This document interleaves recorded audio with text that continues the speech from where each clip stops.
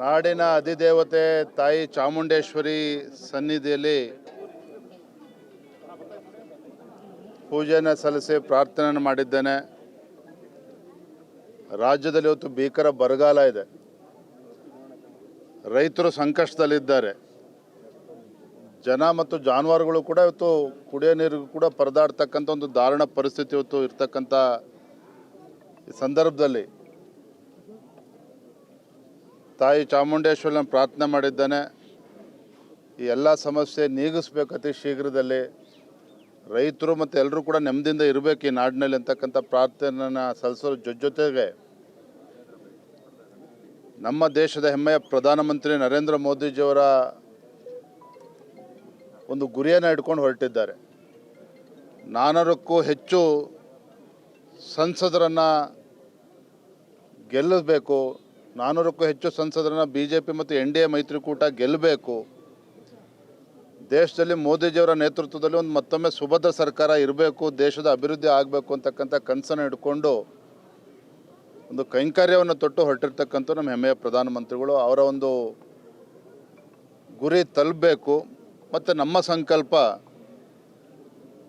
ಕರ್ನಾಟಕ ರಾಜ್ಯದಲ್ಲಿ ಭಾರತೀಯ ಜನತಾ ಪಾರ್ಟಿ ಮತ್ತು ನಮ್ಮ JDS ಪಕ್ಷ, ನಮ್ಮ ಮೈತ್ರಿಕೂಟ ಏನಿದೆ, 28ಕ್ಕೆ 28 ಕ್ಷೇತ್ರಗಳಲ್ಲಿ ಗೆಲ್ಲೋದ್ರ ಮುಖೇನ ನರೇಂದ್ರ ಮೋದಿಜಿಯವರಿಗೆ ಬೆಂಬಲವನ್ನು ನೀಡಬೇಕು, ಅವರ ಕೈಯನ್ನು ಬಲಪಡಿಸಬೇಕು ಅನ್ನುವ ಒಂದು ಸಂಕಲ್ಪವನ್ನು ತೊಟ್ಟು ಹೊರಟಿದ್ದೇವೆ.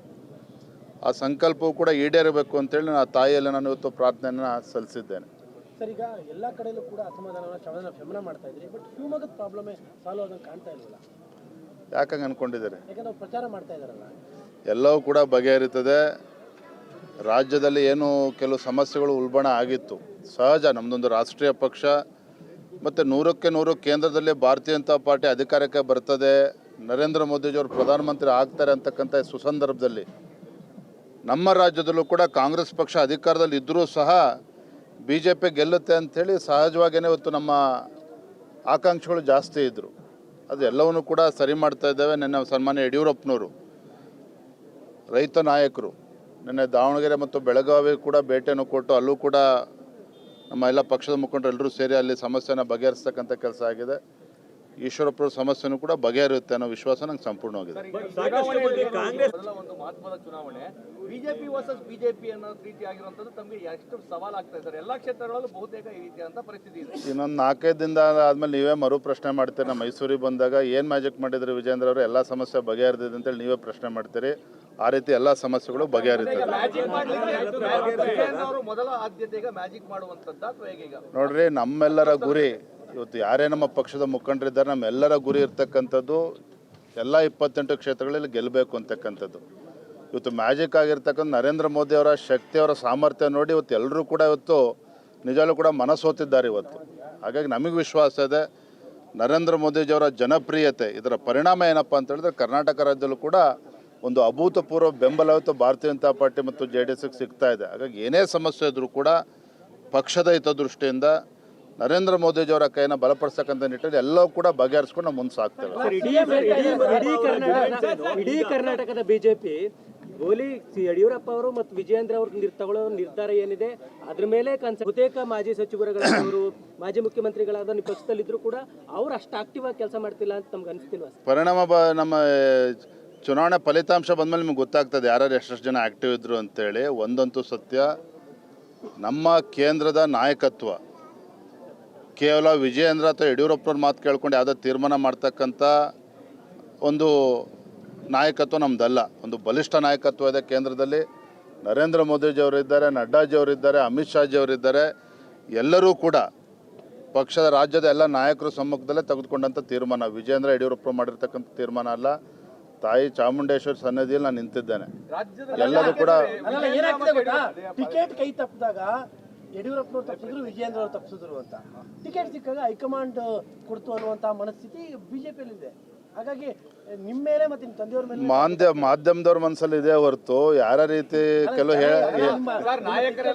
ನೋಡೋಣ. ಒಂದಂತೂ ನಿಮಗೆ ಸ್ಪಷ್ಟತೆ ಇರಲಿ, ರಾಜ್ಯದಲ್ಲಿ ಏನು ಸಣ್ಣ ಪುಟ್ಟ ಗೊಂದಲಗಳು ಭಾರತೀಯ ಜನತಾ ಪಾರ್ಟಿಯಲ್ಲಿ ತಾವು ನೋಡ್ತಾ ಇದ್ದಾರೋ ಎಲ್ಲವೂ ಕೂಡ ಸುಸೂತ್ರವಾಗಿ ಬಗೆಹರಿತಾ ಇದೆ, ಬಗೆಹರಿದಿದೆ. ಸರ್ ಈಗ ರಾಜ್ಯದಲ್ಲಿ ನಾಯಕ ಶಿವಮೊಗ್ಗನ ಸೇರಿ ಎಲ್ಲ ಸಮಸ್ಯೆಗಳು ಕೂಡ ಬಗೆಹರಿತದೆ. ಮಂಡ್ಯ ಪರಿಸ್ಥಿತಿ ಏನು ಸರ್? ವಿಜಯೇಂದ್ರ ಮತ್ತೆ ಯಡಿಯೂರಪ್ಪ ಅವ್ರ ಮೇಲೆ ಯಾಕೆ ಇವರಿಬ್ಬರ ಮೇಲೆನೆ ಏನಪ್ಪ?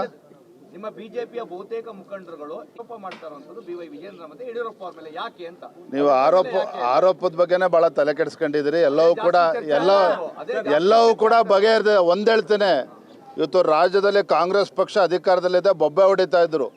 18-20 ಕ್ಷೇತ್ರದಲ್ಲಿ ಕಾಂಗ್ರೆಸ್ ಪಕ್ಷ ಗೆಲ್ತೇವೆ ಅಂತ ಹೇಳ್ತಾ ಇದ್ರು. ಆದರೆ ನಿಮಗೆ ಗೊತ್ತಿರಲಿ, 15-20 ಜನ ಮಂತ್ರಿಗಳನ್ನು ಲೋಕಸಭಾ ಚುನಾವಣೆಗೆ ಇಳಿಸ್ಬೇಕು ಅಂತೇಳಿ ಮಾನ್ಯ ಮುಖ್ಯಮಂತ್ರಿಗಳು, ಉಪಮುಖ್ಯಮಂತ್ರಿಗಳು ತೀರ್ಮಾನ ಮಾಡಿದರು. ಯಾವುದೇ ಒಬ್ಬ ಸಚಿವ, ನಾನು ಹೇಳ್ತಾ ಇದ್ದೀನಿ ಕೇಳಿ, ಯಾವುದೇ ಒಬ್ಬ ಸಚಿವ ಕರ್ನಾಟಕ ರಾಜ್ಯದಲ್ಲಿ ಕಾಂಗ್ರೆಸ್ ಸರ್ಕಾರ ಸಚಿವರು ಲೋಕಸಭಾ ಚುನಾವಣೆ ಸ್ಪರ್ಧೆ ಮಾಡ್ತಕ್ಕಂಥ ಧೈರ್ಯ ಯಾರೂ ಕೂಡ ತೋರಿಸಿಲ್ಲ. ಅದಕ್ಕೆ ಕಾರಣ ಸ್ಪಷ್ಟವಾಗಿದೆ. ನರೇಂದ್ರ ಮೋದಿಜಿಯವರ ಒಂದು ಅಲೆ, ಭಾರತೀಯ ಜನತಾ ಪಾರ್ಟಿ ಪರವಾಗಿರ್ತಕ್ಕಂಥ ಒಂದು ಅಲೆ.